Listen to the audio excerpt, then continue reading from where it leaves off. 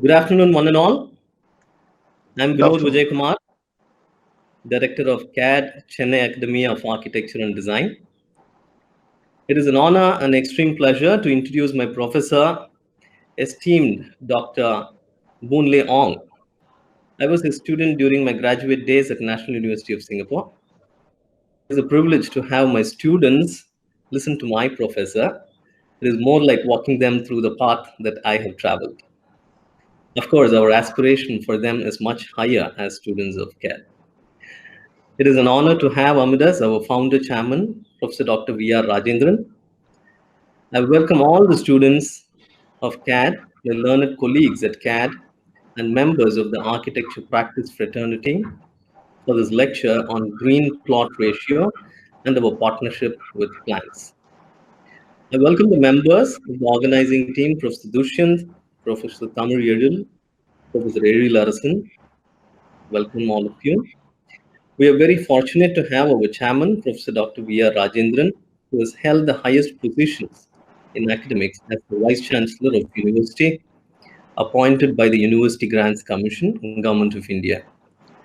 He is a government-nominated member in many universities and councils in India, such as the Pharmacy Council of India, Indira Gandhi National Open University, and the Periyar University. I request our chairman to welcome the graduates. Chairman, Yeah. Good afternoon to one and all. On behalf of the CAD, a standalone College of Architecture dedicated for the architecture education and profession in India, welcome the Dr. Professor Dr. Boon Leong to this greatest occasion. I am really thankful to Professor Dr. Boon Leong for allotting his time in spite of the time barrier and in spite of his busy schedule, has accepted to give this wonderful lecture today.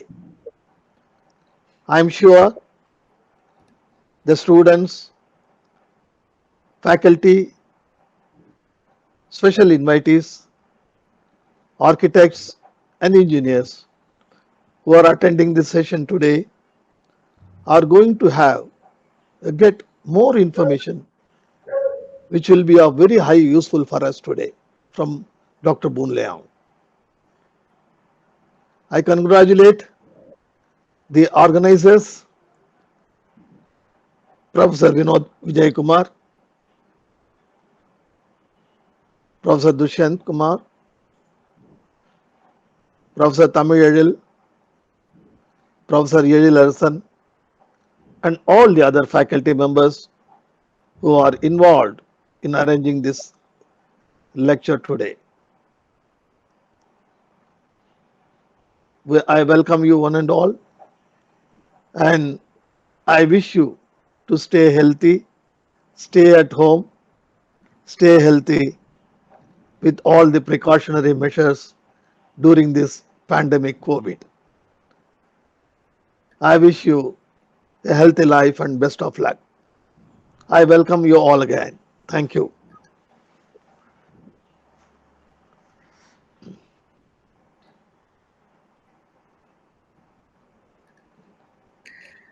thank you, Chairman Sir, for the kind words.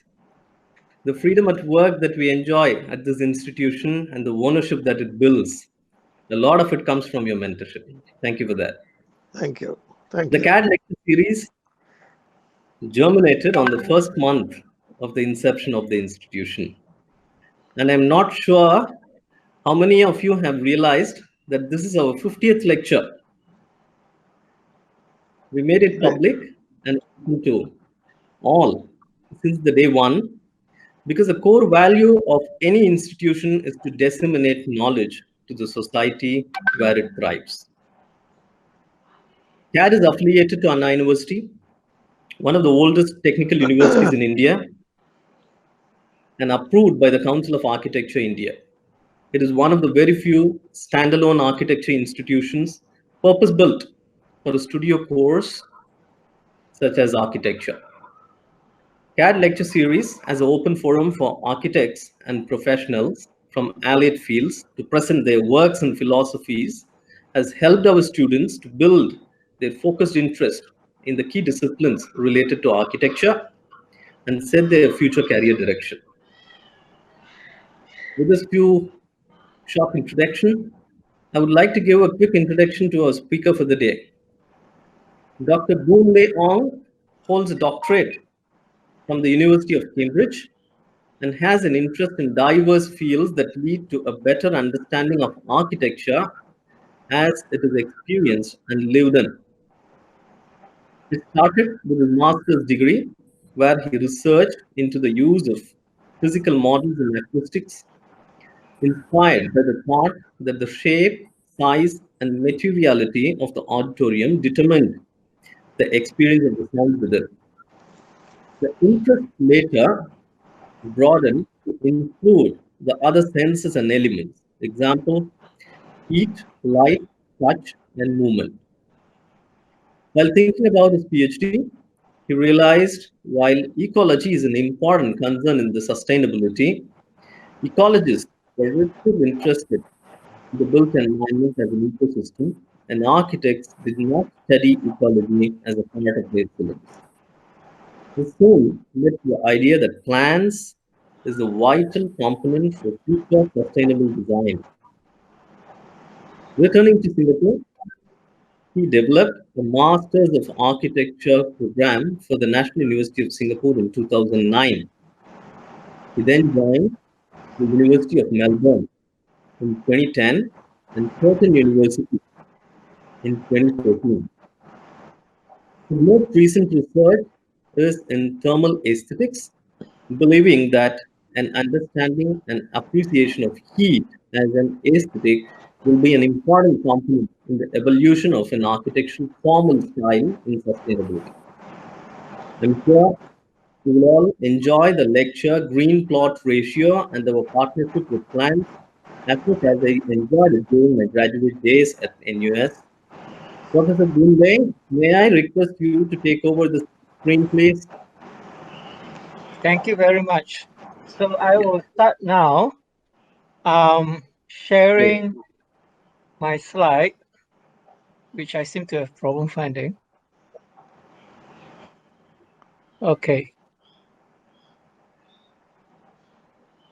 Okay. So this is the lecture. And thank you very much, everyone, for letting me talk. And Vinod, especially for inviting me. It is a great pleasure to be here and to share my thoughts with you and my work with you. The work began many, many years ago when I was preparing for my PhD. And during that time, there was quite a lot of concern about sustainable design. And I thought and wondered around what is the real problem that we are looking at? Is it just climate change? Is it the impact onto the environment?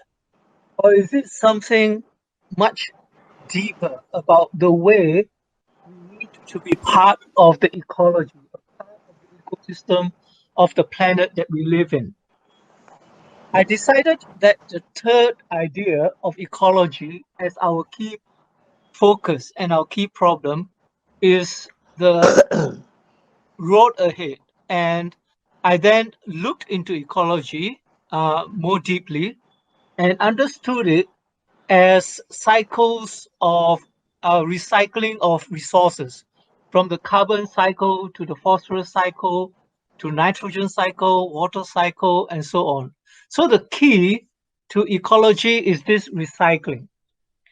I came across this hypothesis called the Gaia hypothesis, in which Professor James Lovelock suggested that the world is kept constant in terms of its temperature, in terms of the fact that we can live in it, the amount of oxygen in the air, and so on, is kept stable by the plants and animals in the planet.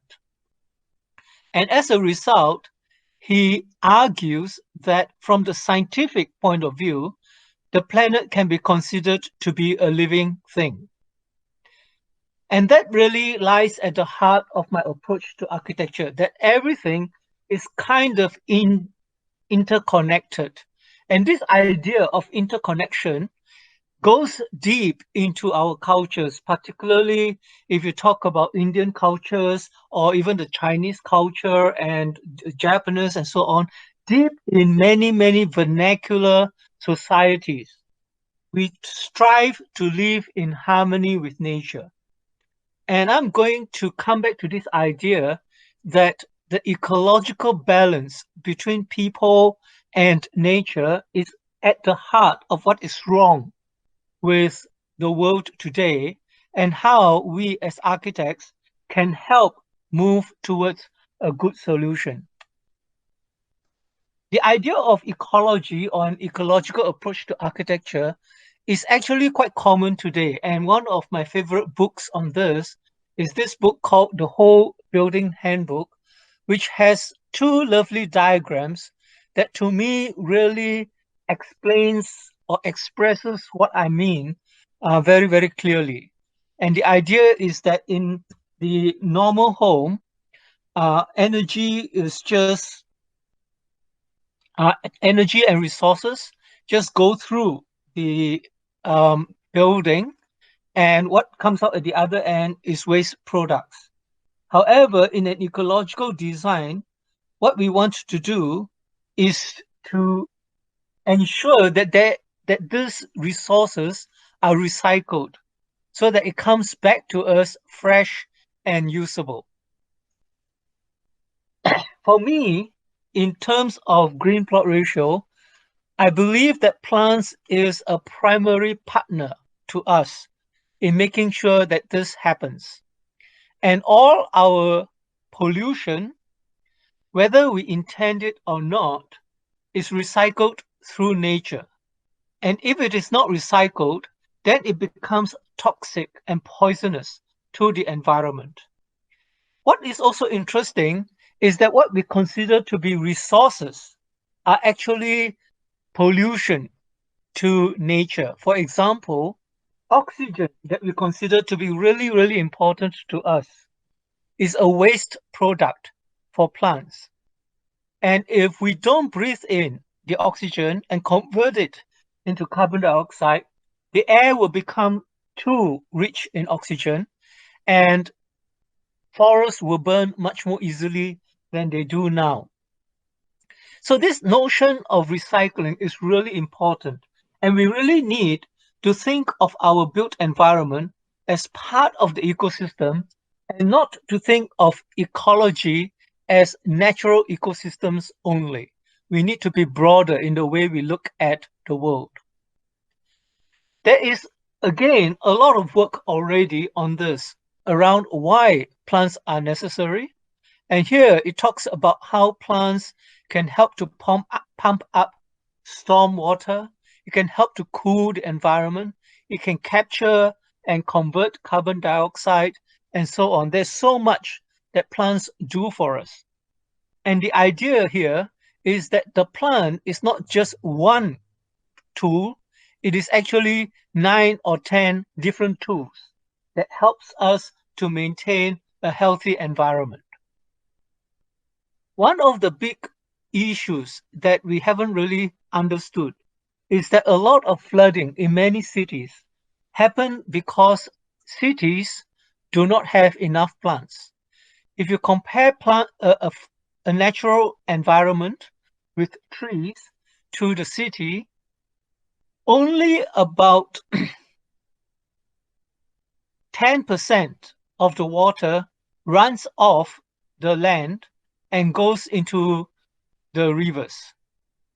However, if you look at the city, 55% of the water runs off into the drains, and because of that, our cities flood much more easily than do the natural reserves. And this is something that we want to try and encourage in the cities as well. through the ground, water actually can take up to 100 years to get to the water bodies or to the sea. Whereas in the cities, waters take less than a day to get to the river.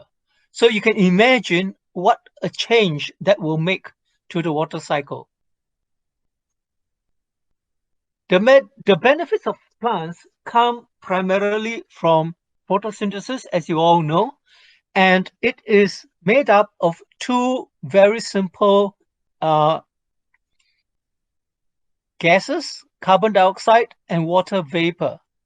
And these two common material is then the source of everything else, all the plants and animals in the world. And there is so much complexity around these two, how these two elements work, that there is an entire field of chemistry called organic chemistry that looks at just the interactions between these two materials, carbon and water, or three elements, if you want to look at it that way: oxygen, carbon, and hydrogen. How these three elements is essential to everything else, every living thing else in the world. I did some studies on this and looked at the effect of plants on buildings for my PhD when I was doing my Cambridge in Cambridge. And what I found out is that not only do plants cool the air when it's too hot, it actually warms up the air at night. And there is other research that says or shows that at night, the temperature of the park is 4 to 5 degrees centigrade higher than the temperature of the city next to it. So the plants are very, very important in terms of maintaining what I call the comfortable range of temperature for animals and human beings. This is just an experiment that I did in Singapore, and it shows very clearly how, if you look at the blue line, how the roof with plants is more effective in maintaining a constant temperature than any other solution. So even a thick layer of soil, if you look at the previous slide, a thick layer of soil is not as effective as having plants. So the idea here then is that we want to encourage plants because greenery, particularly in terms of the effect of the leaves, gives us a lot of benefits. And most of the benefits of the plants come from the leaf. Photosynthesis, transpiration, the production of food material, and so on. Growth, metabolism of the plant comes through the effects of sunlight on the leaves.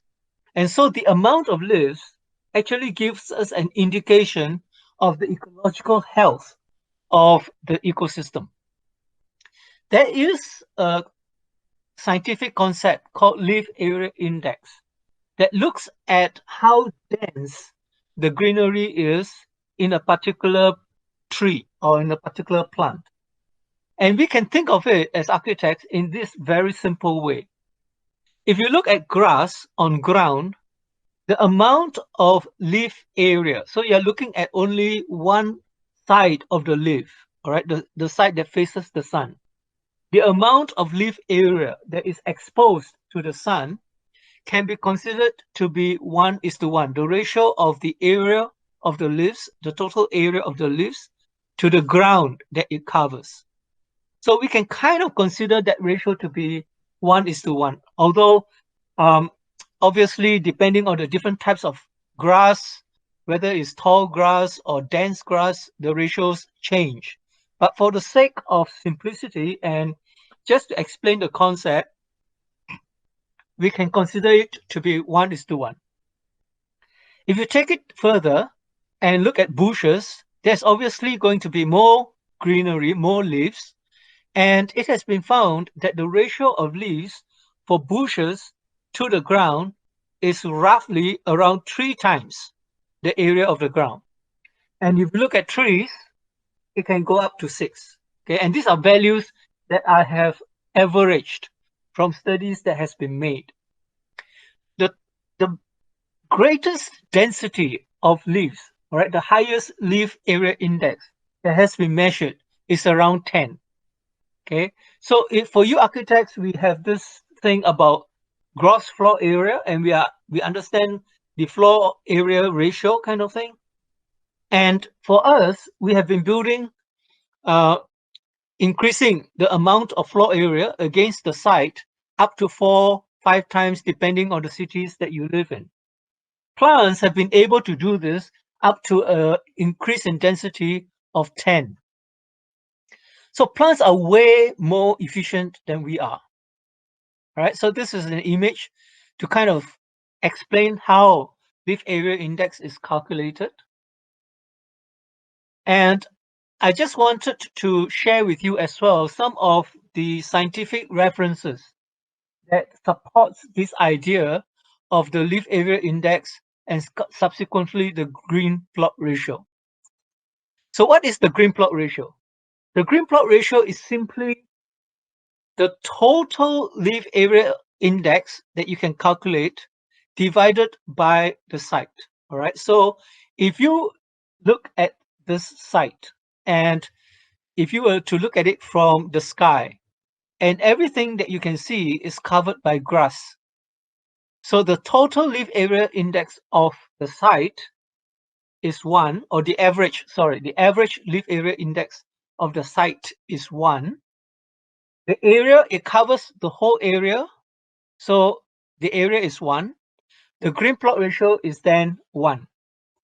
But if you have bushes, i.e. more dense greenery, even if it covers only 1/3 or less of the site, all right, so it doesn't cover the whole site, it covers less than the site.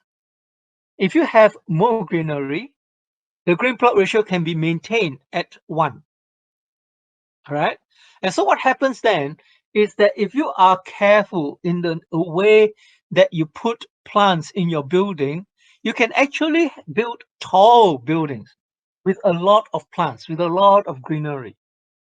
And that is, of course, useful to us, regardless of what kind of plants we grow. And that idea was introduced into Singapore many, many years ago. And it has been useful in encouraging architecture with plants. And you guys know how much greenery there is now on the buildings in Singapore. Okay, so this is some additional work that has been done before in terms of developing the green plot ratio. So here, the green plot ratio is embedded into the green mark in Singapore as a sustainable measure. And if your green plot ratio is 1, you get 1 point. And if you can go as high as 6, you can get a total of 6 points. And this is how in Singapore we encourage architects and landscape architects to design buildings with more plants. We also did a research to find out, depending on the building type, what is the optimum green plot ratio that we believe can be achieved. And obviously, if you have residential buildings, there is more desire for greenery, and the green plot ratio can be higher. Whereas if you are looking at factories and industrial spaces, there is much more production and machinery around, and therefore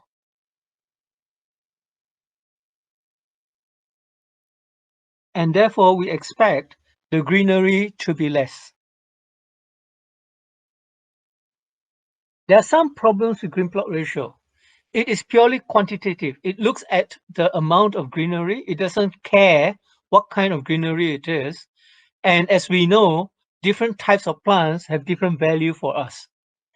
The other thing is that it is an indicative value. And we know that plants over time, depending on how well you maintain them, depending on the season, will have more or less leaves. And as they grow, the amount of leaves they have will also change. So it is an indication and not a precise measure. Because of green plot ratio, most architects and developers will want to have plants with high LAI values so that they can, in fact, have more greenery and therefore have a higher green plot ratio without, and at the same time, presumably, have taller buildings and more buildings. This may not be biologically or ecologically desirable. From the green plot ratio point of view, a forest is the same as a high-rise building, as long as you have the same amount of greenery. But we know that a forest has greater biodiversity and ecological value. So green plot ratio doesn't really help if you want to increase the ecological value of the site in that sense. And as I said before, because greenery, the amount of greenery changes, there are some problems in terms of implementation and monitoring. Nevertheless, the great advantage of green plot ratio, as shown in Singapore, is that it is really simple to monitor, to calculate, and to apply. And as a result, in Singapore, it has been, I think, very successful in ensuring that many of our new buildings are really green. I have quite a bit of work here on the benefits of plants and the design of plants, incorporation of plants into buildings. But I'm sure that you can find this information yourself. I will make this available to vNote so that you can access it if you need to. But I won't go into this because it can be quite boring. And if you already know it, there's really no point. Yeah. So many of these ideas like rain gardens, water sensitive urban design, aquaponics, and so on are quite popular. Urban agriculture, for example, these are these are all things that we can do if you want to increase the greenery in our buildings and not just to have plants for the sake of plants. So it's not quite so simple, right? We are not just saying, let's just have plants. We really want to have a partnership with the plants around us so that we can create a city that's essentially an ecosystem.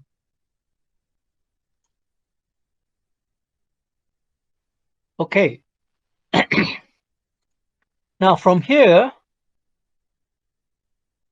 I'm going to share with you my website because as I said to Professor Vinod, I'm going to take advantage of this time to advertise myself.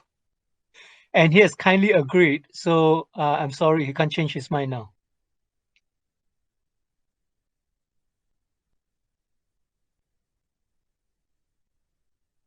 So this is my website. Okay.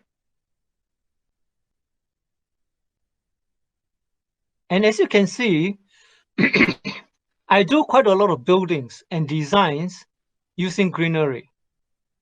And I just want to share with you two projects.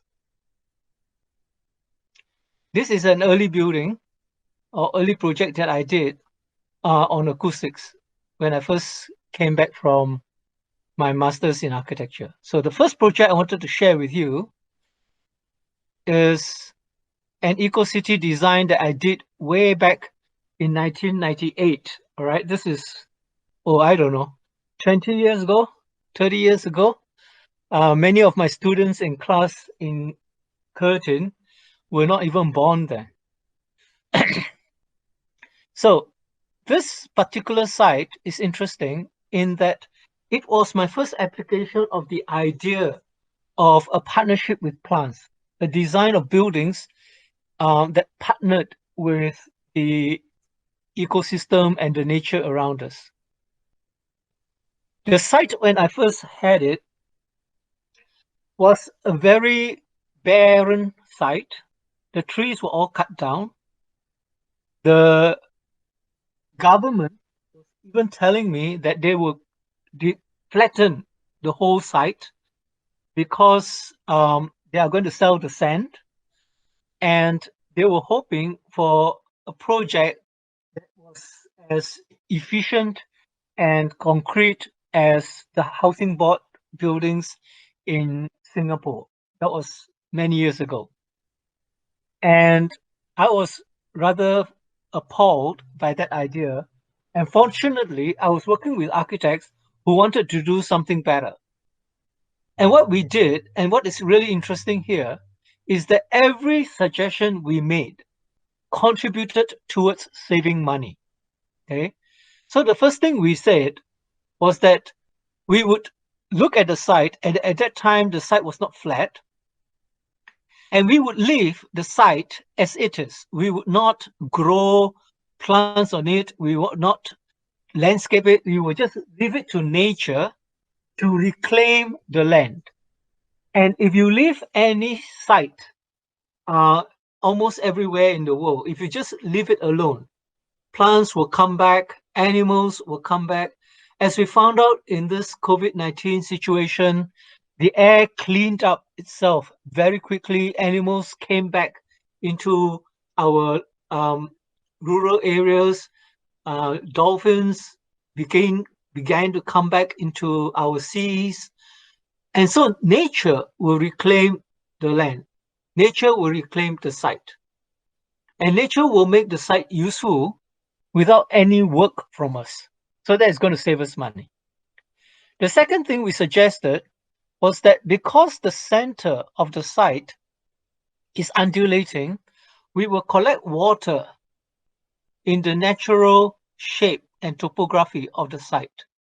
So again, we are going to have a water body free of charge without any work. We're just going to let nature do the work.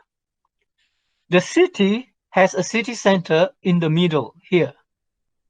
And all the residential buildings, schools, and so on are built in the circumference, and you can go to the city center through the nature reserve, through the park.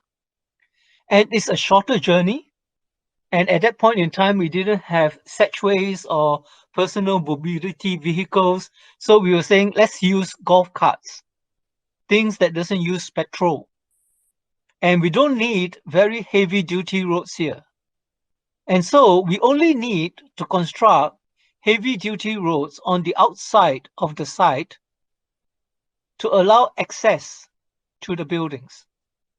And if you want to go to the city center, you can go through the site, or you can go out onto the main road and take a longer route to the site. And we estimated that the time taken to go through this shortcut against the time taken by driving across on the main road would not be very different. And you would then naturally be encouraged to take a non-polluting vehicle or non-polluting transport to the site. Okay. So as a result, we calculated that we would save at least 40% in terms of roadworks. So we now have 2 or 3 ideas that actually saves money. Then we decided that we would build the apartments, housing estates, around what we called sky gardens. And these sky gardens needed to be 3 stories tall so that we can have trees. And every 3-story would share 2 sky gardens.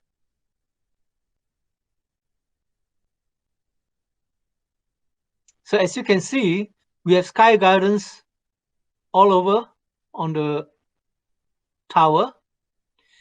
We also then argued that apartments on the ground level are really not that popular. So we lifted the apartments above the ground and designed the entire ground level as a park.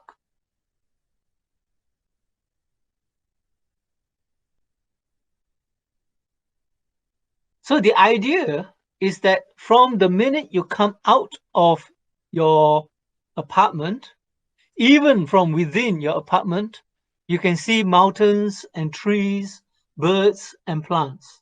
You are never in an enclosed space without access to nature.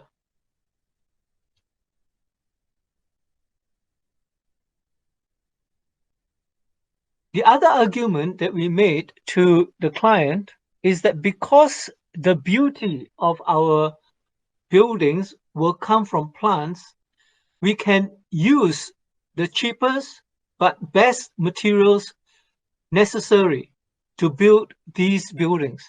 And again, we estimated that if we don't use marble or high quality tile work and so on to decorate or to use as a facade for our buildings, the buildings with themselves, as you can see, they are very straightforward construction. There's nothing fancy or strange about it. The buildings themselves would actually cost 5 to 10% less than normal construction. So every suggestion we are making so far has been about saving money. Roof gardens, making use of as much of the spaces that we have as possible. We also suggested that we will have underground car parks, but these underground car parks will have very large openings, which will allow air to flow naturally through the car parks. That means that the car parks will be naturally ventilated. We won't need mechanical ventilation. Again, saving money.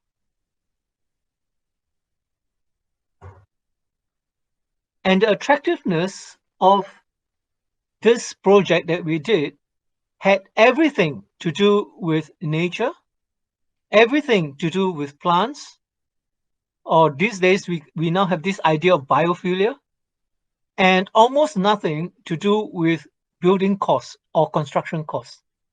And we told the client that by our estimates, this project can come in at around 5 to 10% below the budget.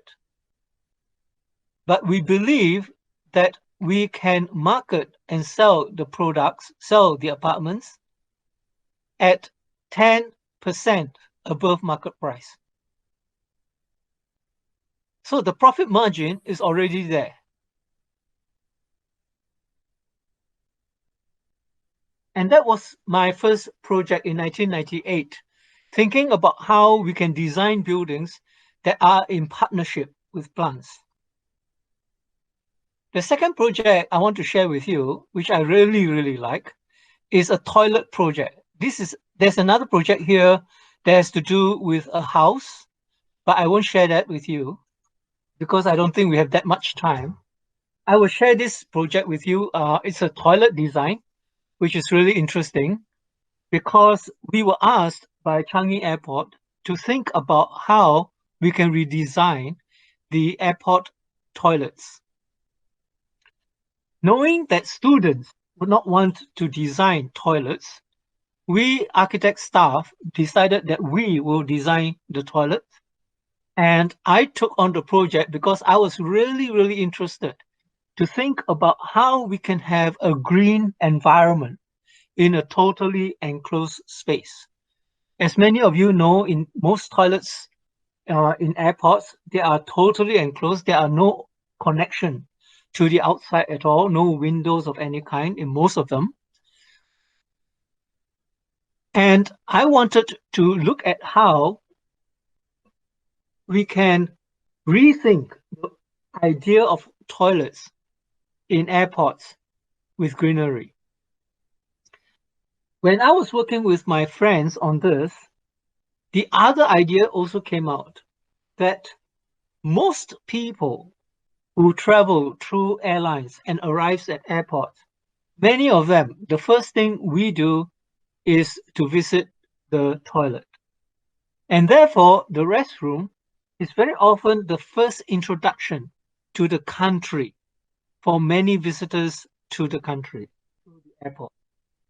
And therefore, it is a good idea if we can design something that represents Singapore in this case in the airport, in the toilet, so that when they go to the toilet, they have this amazing experience and go away thinking that they have arrived finally at their destination, even though they may not have gone through customs or may not have gone through the airport itself. The heart of the idea of this design are these modules. These are planting modules that can be taken in and out, so the plants can be exchanged, and we can make sure that at all times the plants in the toilet is green and beautiful. And of course, this gives us an opportunity during certain festivals to change the plants. And if it is Chinese New Year, we could make the plants red and have very colorful environments to celebrate the festivals. And this provided us with a way of enlivening a generally utilitarian and ignored space.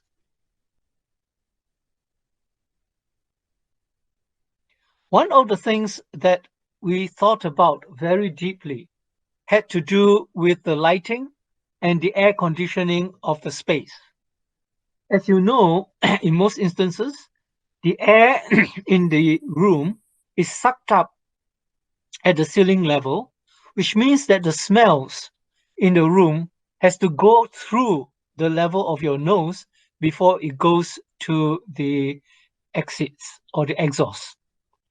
What we wanted to do was to bring in the air from the ceiling, but take it out from the lower level so that the fresh smells from the plants goes through your nose before it is taken away. And any septic smells that we don't like is then extracted at the base of the toilet and removed from the room that way, so you don't smell it.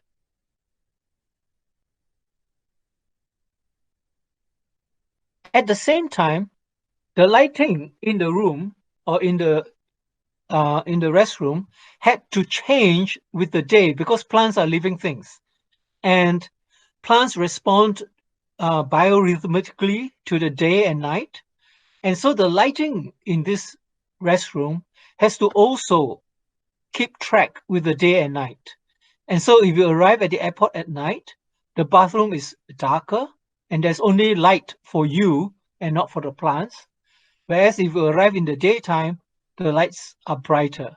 And over the day and night, the lights slowly change to match the lighting conditions outside.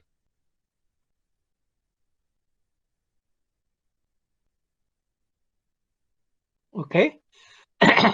So these are two projects that I hope can kind of illustrate why the design of plants in buildings is not a simple matter of just adding greenery. It is much deeper. It has to do with the way we live, and that adding plants to buildings is indeed an understanding of our partnership with plants. And this understanding actually is deeply embedded in many cultures. And to end, I would like to share with you two research projects that I am currently working on.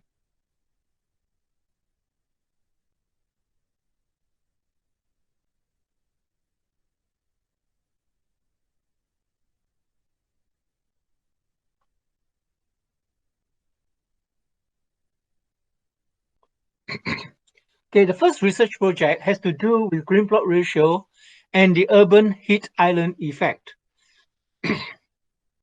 We know that buildings, the urban heat island effect, can be as great as 7 degrees. That is to say that the air temperature in our cities can be as high as 7 degrees higher than the parks and the rural areas around us. we are not quite able yet to really prove that plants is the big effect. And whilst there are studies that measure the temperature of parks against the temperature of the city, they have found that the parks have only reduced the temperature by 1 or 2 degrees. This is because the effect of the urban heat island effect, the urban heat island effect is caused by sun warming up our buildings. So it has to do with the amount of concrete that we have and the amount of heat that is stored in our buildings. And I want to look at some research, or I want to do some research to show that if you put plants on the buildings and prevent the buildings from heating up, that this will substantially impact the urban heat island effect. Although there is quite a lot of research in this area already, I believe from what little research or reading that I have done, it hasn't been substantially proven to the point that cities embrace the idea of plants as much as it should. So this is one project that I'm kind of keen on. The second one has to do with what I said earlier about how we have in our cultures traditionally looked at ways to live in harmony with plants. And one of the observations I made is that every culture has gardens. Very few cultures have cities, however traditional, that are just built in nature, and very few cultures just live around or in a natural environment. Most cultures have gardens. And I'm really interested in why we have gardens and what is the value of these gardens. Being Chinese, I have looked at Chinese gardens, and what I realize is that Chinese gardens are a traditional way of looking at ecology. And what you see is a kind of vernacular version of an ecological system. And it may not be as successful or as balanced as a natural ecosystem. I haven't studied that part, but I believe that if we look at historical approaches to landscape design, we can develop principles to design landscape that are much more ecological. So these are two projects that I'm currently looking at that you guys may find interesting. And if you do, I would love to do some projects with Vinod and CAAD to take this further. The last project I just want to show is my own website. Give me a second.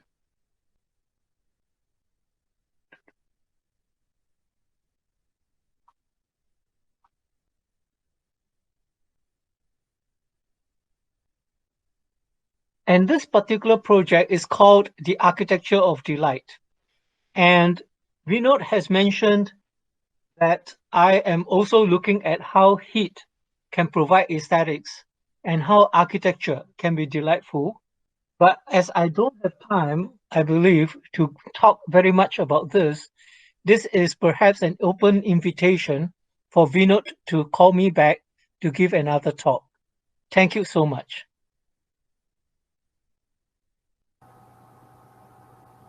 So Vinod, back to you. Professor, thank you very much. Looks like a lot of opportunity to catch back and then have this dialogue continuing in the future for years and years to come. I'm sure we Yeah. are able to make use of the opportunity. And I'm very sure that this is going to be a great learning experience for the students. Nothing like getting into the practice while studying itself and seeing how things work in the practice. So at CAD, we are trying to get the students have or feel a pinch of the practice itself while they are studying, since they are doing a practice-based course. So I think this is a great platform, Professor. A great platform. Thank you. Wonderful. Let me tell you, students, when I initially heard about the concept of the green plot ratio from Professor Boon during my graduate days. To be frank with you, I did not really fully realize the potential myself. It sounded like yet another documentation tool to quantify the amount of greenery at site. But I was fortunate enough to apply the concept of green plot ratio in my projects, big projects. I mean, projects like ground force. I mean, you've seen the project ground force project in the OMR here. They are totally into green. So I had an opportunity to work on the projects using the green plot ratio for several years in my practice in Singapore. I should tell you that the design decisions it provoked or facilitated changed the quality of the proposals completely. I think it is the simplicity and the significance of the concept itself that led it to be incorporated within the building regulations. I think earlier on it was early or late 2000s. It was the Lush 3 building regulations in Singapore, and later it matured to the green mark of Singapore itself. So now it holds a very strong position in the Singapore Green Mark ratings itself. I'm sure a lot of the audience will have a lot of other questions to ask. May I request Professor Erilerson to moderate the Q&A session, which will be followed by a formal word of thanks. Erilerson, over Yes, to sir. you. Thank you, sir. Yeah. Thank you, Professor. We are receiving lots of questions from our students. So I would like to put few questions in front of you. So first question from our fifth year students who are working on urban design. The question is basically like, how can we apply this green plot ratio in the existing cities like Mumbai, Chennai, which has more slums? Say Mumbai, which has 42% of slums. So how can we improve this green plot ratio in such areas? Well, it's quite straightforward to apply these principles. I think perhaps Vinod would be able to spend some time and take your students through this process. It's simply a matter of identifying what kind of plants you have, what is their leaf area index, adding them together, and then dividing it down against the site area itself. So the calculation is fairly simple, and what you probably need is someone to just help you through it in about 5 minutes. I don't know if that helps. Thank you, Professor. And another question, it's a very basic question, like plants are found to be aesthetically and emotionally beneficial. When all of these are true, why do you think people still ignorant about the plants and the landscape? There are several reasons, okay? Several reasons. And one of them is, and I suppose perhaps the strongest reason, and that's one of the things that I think will be useful to take into another level of discussion, which I call talk about the architecture of delight. Sadly, in our pursuit of modernism, our parents had this idea that if we work hard and have some money, we will be better off and we will be happy and so on. But we are really finding right now that the pursuit of security, economic security, I'm not saying that every one of us is chasing money, right? I'm just saying that we have this idea that we need to make money before we can spend time doing anything else. But this is totally not true. If we visit any village, any rural area, we find that people are happier and they are doing things and they are not chasing money and life is fine. Now, I'm not suggesting that we stop doing what we do.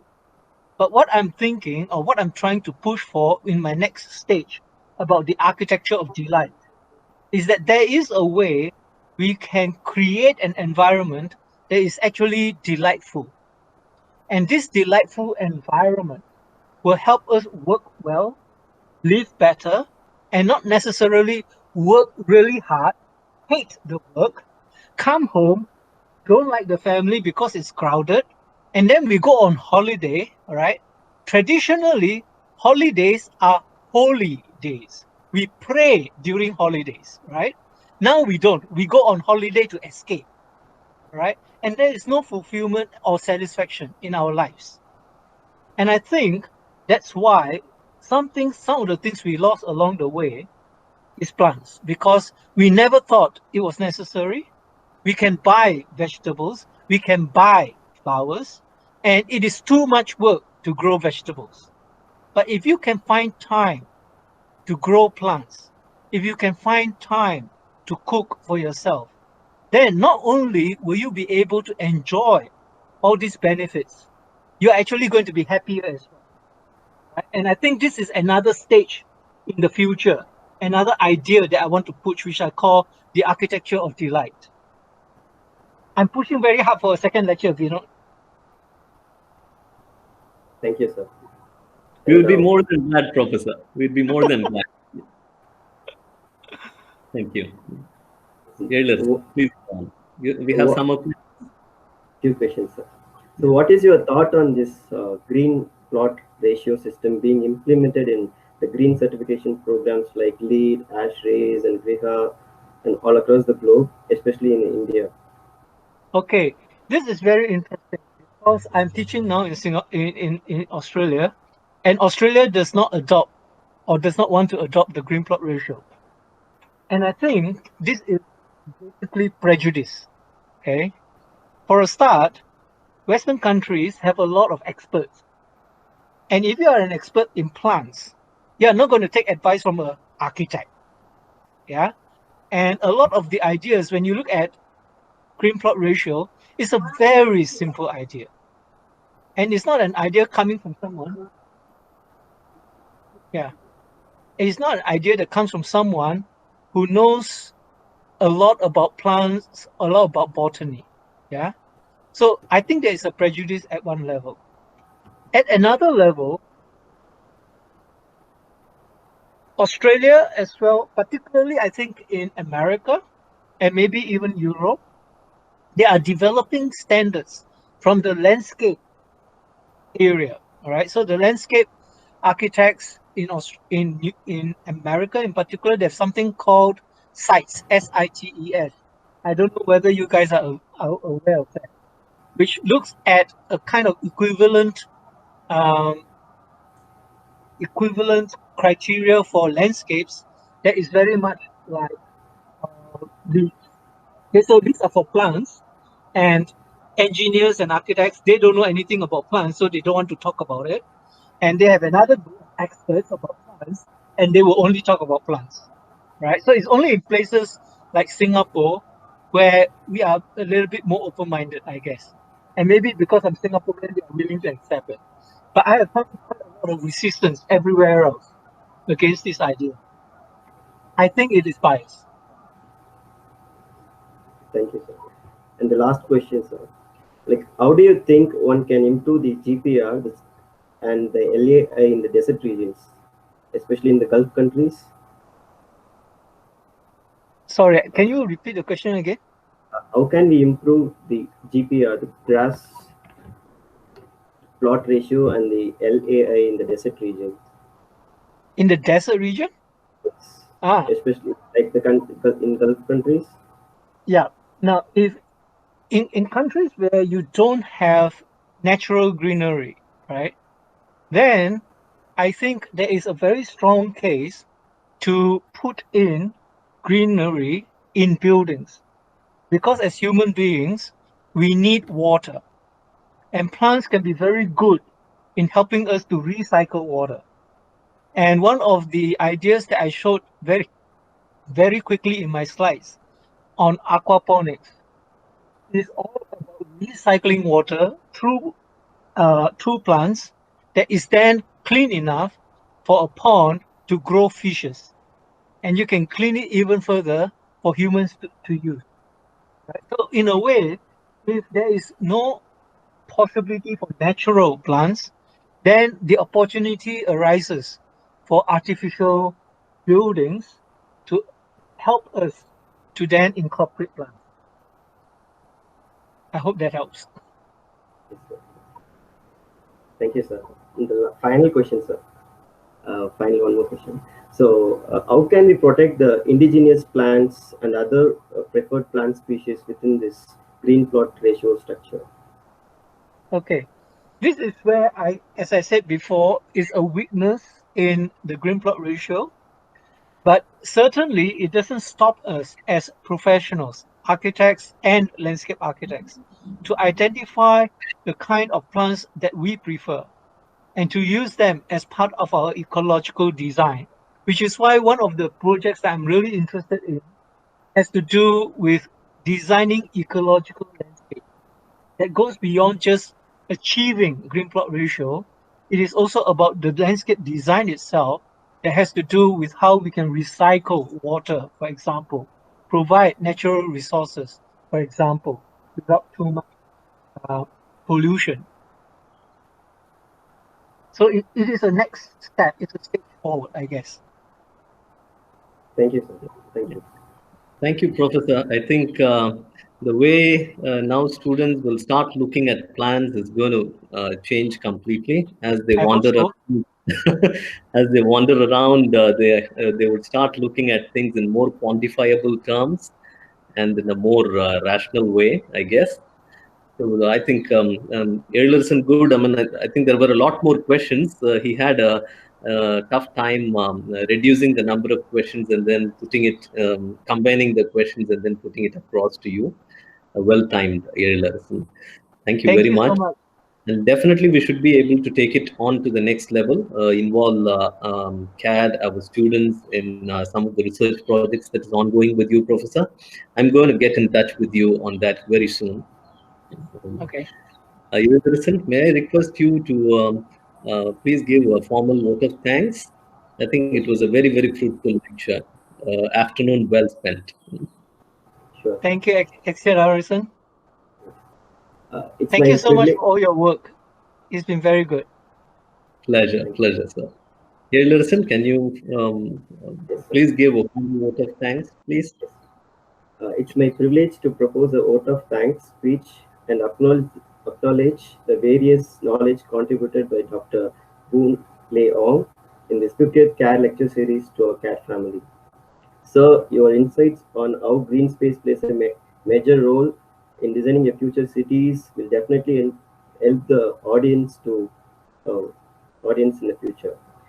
And also, I would like to thank our chairman, CAD, Dr. V.R. Rajendran, and our director, Professor Vinod Vijay Kumar, and my CAD faculties, members, and my students and the audience for your kind support and making this event grand success. Thank you. Thank you, sir. Thank you so much. I'll say Thank, goodbye now. thank you very much, Professor. Thank you.